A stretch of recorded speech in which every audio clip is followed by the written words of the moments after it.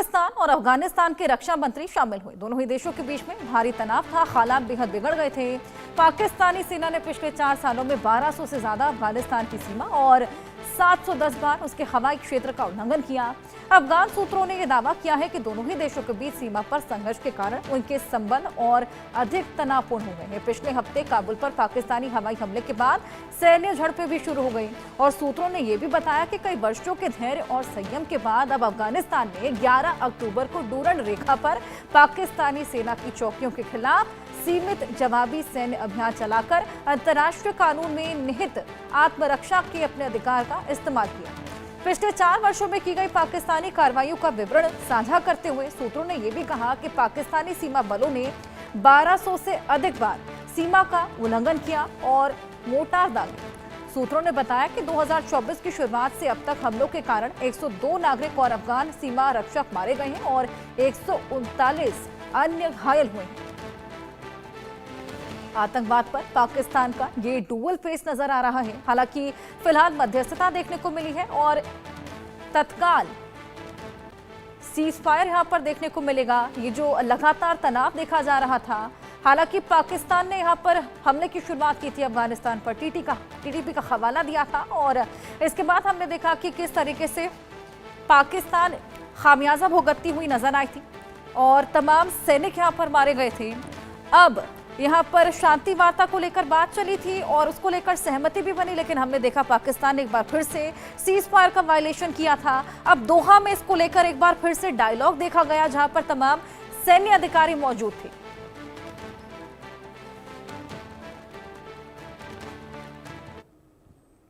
चलिए कुछ और जानकारियां आपको ग्राफिक्स के माध्यम से शेयर करते हैं। पाकिस्तान अफगानिस्तान युद्ध की आपको टाइमलाइन भी समझाते हैं और डेट वाइज आपको समझाएंगे कि कब कब क्या क्या हुआ। 9 अक्टूबर की बात करें तो 9 अक्टूबर को अफगानिस्तान में तालिबान के ठिकाने पर पीएएफ की एयर स्ट्राइक देखने को मिली। वहीं 11 अक्टूबर की बात करें तो तालिबान के पाकिस्तानी पोस्ट पर हमला हुआ, 58 सैनिकों की मौत हुई। 15 अक्टूबर को करीब 4 बजे एक बार फिर हमला हुआ। वहीं 15 अक्टूबर की सुबह तालिबान की पाकिस्तान पर जवाबी कार्रवाई देखने को मिली और शाम में कंधार और काबुल में पाकिस्तान की एक एयर स्ट्राइक हुई। ये सुबह और शाम की क्या घटना थी ये आपको बताएं। शाम 6 बजे से लेकर 48 घंटे तक का एक सीज फायर हुआ, लेकिन उसके बाद 17 अक्टूबर को अफगानिस्तान पर पाकिस्तान ने एक और एयर स्ट्राइक कर दी। इस वायलेशन को तोड़ते हुए पाकिस्तानी हमले में 8 अफगान क्रिकेटर्स की मौत हुई है। बेहद बड़ी क्षति यहां पर हुई। कतर की मध्यस्थता शांति पर हालांकि बातचीत 18 अक्टूबर को हुई थी और इसमें 19 अक्टूबर को शांति के लिए अब वार्ता लगातार जारी है, यानी कि डायलॉग किया जा रहा है। ये देखना होगा कि इस डायलॉग के बाद अभी फिलहाल तनाव से थोड़ा बहुत शांति मिली है, लेकिन आगे क्या होगा, क्या ये शांति बरकरार रहेगी। भाई पाकिस्तान अफगानिस्तान युद्ध पर एक सबसे बड़ी खबर भी आपको बता दें। पाकिस्तान अफगानिस्तान सीज फायर के लिए अब तैयार है। दोनों ही देश तुरंत सीज फायर के लिए तैयार हो चले हैं। इस पूरी बैठक के बाद, इस पूरे डायलॉग के बाद दोनों ही देश तुरंत अब सीज फायर के लिए तैयार हैं। ये कतर ने कहा है, वहां पर तमाम सैन्य अधिकारी पहुंचे हुए थे और उसके बाद ये बात निकलकर सामने आई है। सीज फायर फिलहाल तत्काल प्रभावी होगा। हालांकि ये सीज फायर कब तक देखने को मिलता है, क्योंकि इससे पहले भी एक सीज फायर हुआ था, लेकिन उसके बाद तुरंत ही उसका वायलेशन भी देखने को मिला था। लगातार पाकिस्तान की ओर से हमले। आइए और बातचीत इसको लेकर करेंगे और जानकारियां इसको लेकर लेंगे। हमारे साथ lieutenant colonel retired Himanshi Singh ji जो कि रक्षा विशेषज्ञ हैं और निपुण आलम बयान जो कि विदेश मामलों के जानकार हैं, दोनों जुड़ गए हैं। दीपावली की आपको शुभकामनाएं, बहुत स्वागत है आपका। निपुण जी, सबसे पहले मैं आपके पास आऊंगी। पाकिस्तान एक बार फिर से अपनी हरकतों से बाज नहीं आता हुआ नजर आ रहा। एक बार फिर से यहाँ पर पंगा मोल ले लिया है अफगानिस्तान के साथ। खामियाजा हमने देखा खुद ही भुगतता हुआ नजर आया था, लेकिन अफगानिस्तान को बेहद बड़ी क्षति दे गया है। उनके क्रिकेटर्स यहाँ पर जिनकी जान चली गई है इस पूरे हमलों में।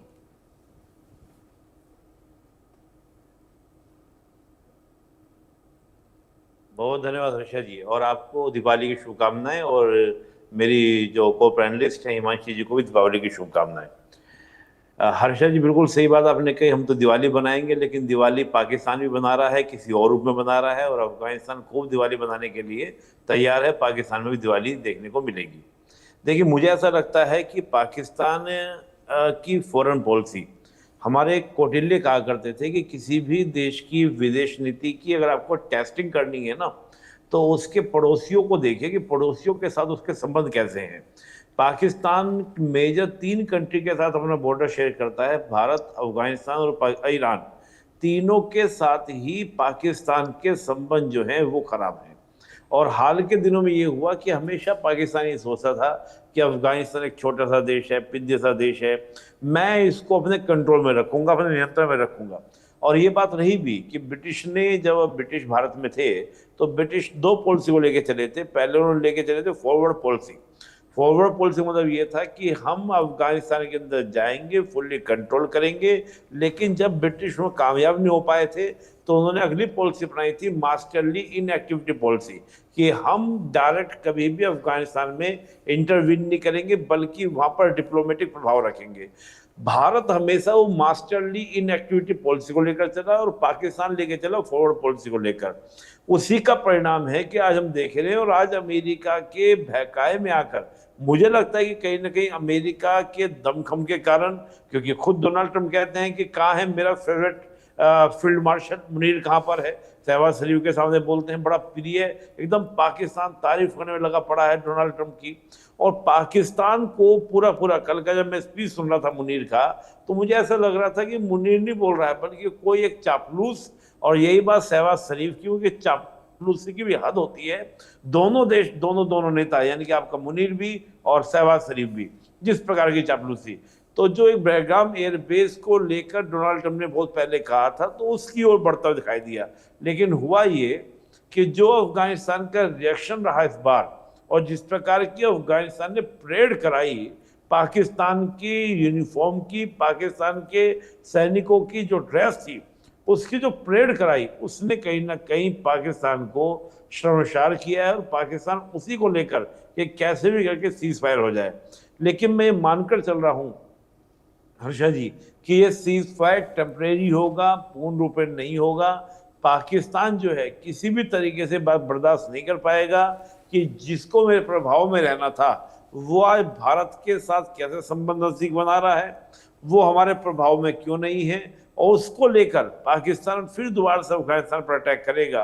और मुझे लगता है कि दोबारा फिर वो एक स्ट्रैटेजिकल भूल करेगा जो ऑलरेडी भूल पाकिस्तान कर चुका है। जी हर्षा जी। बिल्कुल। अब फिलहाल जिस तरीके से डायलॉग देखने को मिला, हालांकि इससे पहले भी सीज फायर हुआ था हिमांशी जी, लेकिन उसका वायलेशन खुद पाकिस्तान ने किया था। अब क्या लगता है ये तत्काल प्रभाव से जो सीज फायर की बातचीत निकलकर सामने आई है, कितने टाइम तक पाकिस्तान खुद को रोक पाएगा? देखिए हर्षा जी, जैसा निपुण जी ने कहा, ये जो सारा खेल है ये एक्चुअली यूएस का रचा हुआ है। क्योंकि जिस दिन यूएस प्रेसिडेंट कहते हैं कि हमको बगराम चाहिए, उसके इमीडिएटली बाद में ये अटैक हो जाता है। आप देखिए 130 बच्चे टीटीपी के अटैक में मरे थे, लेकिन तब पाकिस्तान सिर्फ वजीरिस्तान में ही रह गया था, उसने आगे अंदर घुस के कार्रवाई नहीं की थी। और ये छोटे मोटे जो ये लड़ाइयां करते रहते हैं, ये करते रहते हैं, लेकिन इमीडिएटली ऐसा बड़ा एक अटैक अफगानिस्तान पे होना, ये यूएस के इशारे पे नाचने वाली बात है। और जहां तक ये सीज फायर का सवाल है, देखिए इसमें 5 तरह की जो कंट्रीज है ना वो इन्वॉल्व है। आपको दिख तो 2 कंट्रीज रहे हैं, लेकिन इसमें 5 कंट्रीज इन्वॉल्व हैं। ईरान इसमें इन्वॉल्व होगा क्योंकि ट्रेड का जो रास्ता है वो वहां से गुजरता है। चाइना का सी पैक है, वो उसको प्रोटेक्ट करना चाहेगा। भारत के भी हित है, क्योंकि भारत नहीं चाहेगा कि अफगानिस्तान में इस तरह की लड़ाइयां चलती रहे। और चीन, क्योंकि कुछ हद तक वहां ऑलरेडी मौजूद है, और ज्यादा वहां घुस के बैठे। तो जो ये 2 कंट्रीज दिख रहे हैं, इसके अलावा और भी कंट्रीज हैं, और अमेरिका तो बहुत हद तक इसमें इन्वॉल्व है। तो ये पीस प्रोसेस सिर्फ पाकिस्तान और अफगानिस्तान के बीच में नहीं हो रहा है, इसके पीछे बहुत से लोग हैं जो अपने स्ट्रिंग्स जो है खींच रहे हैं। और जब कहीं से कोई ढील आएगी या कहीं से कुछ और खिंचेगा, तो ये पीस प्रोसेस टूटता हुआ दिखेगा। क्योंकि तालिबान जो पश्तून लोग हैं, वो भले ही कितने भी सेल्फ एस्टीम में बिलीव करते हो, कितना भी वो इस समय पाकिस्तान के साथ में समझौता कर लेंगे, लेकिन मौका लगते ही वो इस चीज को बर्दाश्त नहीं करेंगे कि पाकिस्तान उनके यहाँ पर इंटरनल प्रॉब्लम्स क्रिएट कर रहा है। जब इस तरह की लड़ाइयां होती हैं, देखिए कितने लोग मारे जाते हैं। पाकिस्तान ये बार बार कोशिश करता है कि उसके आसपास की कंट्रीज, जैसे कि निपुण जी ने कहा, वहां पर इंस्टेबिलिटी रहे। तालिबान लेकिन इस समय ये चाह रहा है कि उसकी सरकार वहां पर स्टेबलाइज हो जाए, उसको यूएनएससी में भी मान्यता मिल जाए, और उसके लिए वो पूरी कोशिश कर रहा है। अब उसकी कोशिशें खटाई में पड़ जाती हैं, क्योंकि पाकिस्तान के पास हथियार बहुत ही आला दर्जे के हैं, डिजिटली एंड स्ट्रेटेजिकली और टेक्नोलॉजी वाइज पाकिस्तान उससे बहुत ज्यादा आगे है। लेकिन जो मैन बिहाइंड द मशीन आपको चाहिए होता है, वो जिगरा पश्तूनों में है, पठानों में है। तो भले ही वो टेक्निकली उनके साथ में बहुत कमजोर पड़ जाते हो, लेकिन दमखम बहुत रखते हैं, इसीलिए वो किसी को भी धूल चटाने का मादा रखते हैं, और यही इन्होंने किया है। तभी तो पाकिस्तान इतना जल्दी सीज फायर के लिए मान गया, क्योंकि उनको पता है कि बहुत दिन तक वो अफगानिस्तान से नहीं उलझ सकते हैं। अब देखने वाली बात यह होगी कि आगे जो इनके बीच में शांति वार्ता जो हुई है, जो भी पीस प्रोसेस चल रहा है, उसको ये किस तरीके से कानूनी तौर पे लागू करते हैं और कितने दिन तक उसको मानते हैं। क्योंकि सिर्फ एक डॉक्यूमेंट साइन करने से शांति नहीं आती है, शांति के लिए भरोसा होना बहुत जरूरी है, और भरोसा इन दोनों के बीच में है नहीं, क्योंकि पीछे बहुत कुछ चल रहा है। तो let's wait and watch. Harsha ji. बिल्कुल। और निपुण जी, ऐसे तो फिर ट्रंप का डुअल फेस भी उजागर होता है। वैसे तो जगह जगह वो शांति बहाली को लेकर मध्यस्थता करते हुए नजर आते हैं, लेकिन यहाँ पर पाकिस्तान को कठपुतली की तरह इस्तेमाल कर कर भिड़वा दिया है अफगानिस्तान के साथ। हर्षा जी, डोनाल्ड ट्रंप का ही नहीं, देखिए तो फॉरेन पॉलिसी आप कह लीजिए या अंतर्राष्ट्रीय जो पॉलिटिक्स होती है, इंटरनेशनल पॉलिटिक्स, उसका एक चेहरा होता है कि शांति, नैतिकता, अच्छी अच्छी बातें, आदर्शवादी बातें, ये सब केवल किताबी बातें होती हैं। रियलिटी में यथार्थवाद ये कहता है, रियलिस्टिक पॉलिटिक्स ये कहती है कि नेशनल इंटरेस्ट में जो भी हो आप करो।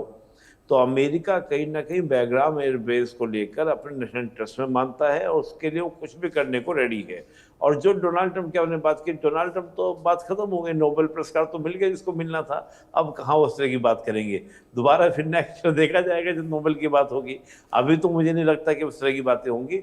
लेकिन देखिए, अमेरिका के बारे में थोड़ा सा मैं मानता हूँ कि अमेरिका बोलता कुछ है, और आप हर मामले में देखिएगा, ह्यूमन राइट्स को लेकर आप बात कीजिए, आप अदर और मसलों को लेकर बात कीजिए, किसी भी बात आप कीजिए, दूसरे की सॉवरेनिटी को लेकर बात कीजिए। आप कभी यूएन का पालन खुद नहीं किए हैं, आप औरों को यूएन के पालन की बात करते हैं। तो अमेरिका की पॉलिसी में तो हमेशा एक दोहरापन जो है, जिसको हम लोग कह सकते हैं ना कि हिपोक्रेसी या इस प्रकार की चीजें हमेशा देखने को मिलेगी, चाहे कोई भी प्रेसिडेंट हो।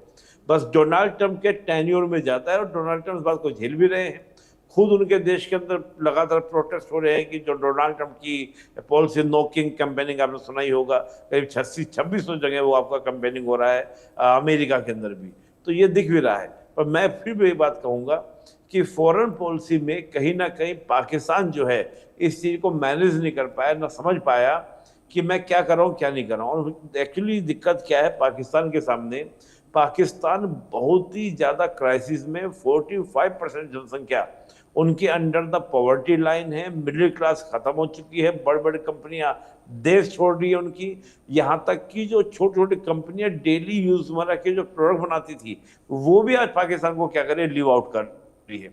तो पाकिस्तान आज बिकवाली कंडीशन में है, कैसे भी करके उसको मदद चाहिए, चाहे वो सऊदी की मदद मिल जाए, चाहे वो आपको अमेरिका की मदद मिल जाए। आज जो भी कुछ पाकिस्तान बचा हुआ है, केवल इन बाहरी सपोर्ट्स के कारण बचा हुआ है।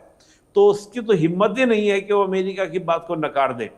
मतलब जिस प्रकार की मैंने अभी आपको कहा कि जो शहबाज शरीफ और मुनीर जिस प्रकार की भाषा का प्रयोग करते हैं, और मुनीर का कल का भाषण, शहबाज शरीफ का परसों का भाषण अगर आप सुन लें तो आपको साफ दिखाई देगा कि चापलूसी की भी हद होती है, किस प्रकार की चापलूसी। और खुद आप जानते हैं इटली की जो पीएम है, उन्होंने उस पर किस प्रकार का रिएक्शन भी दिया था। ये भी तस्वीरें हमारे सामने वायरल है, हमारे सामने उपस्थित है। तो मुझे लगता है कि पाकिस्तान भी समझ रहा है कि मेरा अमेरिका यूज कर रहा है, लेकिन उसके पास कोई विकल्प नहीं है, कोई चारा नहीं है। बस चीन ने मना कर दिया, चीन ने कहा CPEC-2 जो प्रारंभ होगा वो पाकिस्तानी पैसे से ही होगा, तुम पैसा इकट्ठा करो। IMF कह रहा है कि ज्यादा से ज्यादा टैक्सेस लगाओ, टैक्सेस देने के लिए पाकिस्तानी जनता तैयार नहीं है। तो ऐसे में आप बताइए हर्षा जी, कोई देश अपनी इकोनॉमी को, अपने देश को कैसे चलाएगा। तो पाकिस्तान तो लगातार उस कंडीशन में जा चुका है जिसको मैं एक फेल्ड स्टेट की तरह और एक पैरियर स्टेट की तरह, यानी कि फेल्ड तो है ही, दूसरा क्या कर रहा है, वो अपने पड़ोसियों के साथ भी एक टर्बल क्रिएट कर रहा है, एक रोग स्टेट जैसे अमेरिका बोलता है। तो आज अमेरिका खुद एक रोग स्टेट को क्या कर रहा है, मदद कर रहा है। जी हर्षा जी। बिल्कुल, ये तो सभी जानते हैं कि ट्रंप अपने फायदे के बिना तो इस तरह की शेयर जो लगातार पाकिस्तान को दे रहे हैं वो देंगे नहीं, और उसी का खामियाजा पाकिस्तान भुगतता हुआ नजर भी आ रहा